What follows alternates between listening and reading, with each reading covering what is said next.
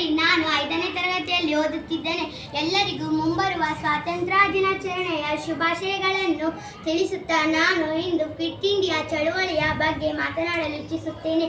ಕ್ರೀಪ್ಸ್ ಆಯೋಗದ ವೈಫಲ್ಯವು ಭಾರತೀಯರನ್ನು ಕೆರಳಿಸಿತು. ಅವರಲ್ಲಿ ಸ್ವಾತಂತ್ರ್ಯ ತೀರ ಪಡೆಯಬೇಕೆಂಬ ಛಲವನ್ನು ಹುಟ್ಟಿಸಿತು.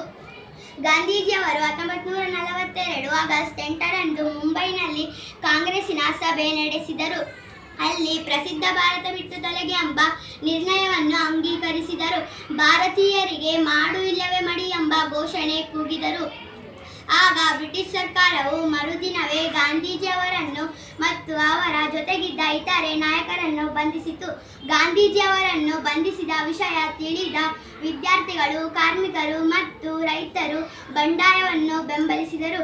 ಇದೇ ವೇಳೆ ಶಿವಮೊಗ್ಗ ಜಿಲ್ಲೆಯ ಈಸೂರು ಗ್ರಾಮವು ಕರ್ನಾಟಕದಲ್ಲಿ ಮೊದಲಿಗೆ ಸ್ವಾತಂತ್ರ್ಯ ಘೋಷಿಸಿಕೊಂಡಿತು.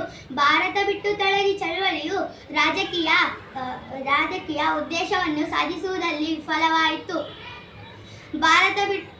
ಭಾರತ ಜನತೆ ಸ್ವತಂತ್ರರಾಗಲು ಇದು ದೃಢ ನಿರ್ಧಾರ ಮಾಡಲು ಇದು ಪ್ರೇರಣೆಯಾಯಿತು. ಇದು ಗಾಂಧಿ ಯುಗದ ಬಹುದೊಡ್ಡ ಜನಾಂದೋಲನವಾಗಿತ್ತು. ಧನ್ಯವಾದಗಳು.